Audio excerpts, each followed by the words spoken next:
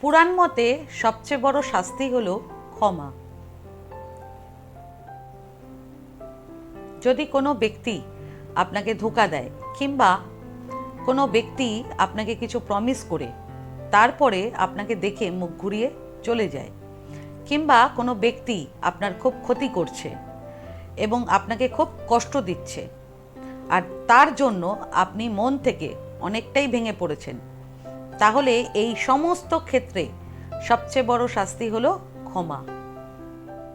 যদি আপনি কোনো রকমের প্রতিশোধ না নিয়ে সেই ব্যক্তিকে ক্ষমা করে দেন, তাহলে মনে রাখবেন প্রকৃতি অবশ্যই প্রতিশোধ তার থেকে নেবেই।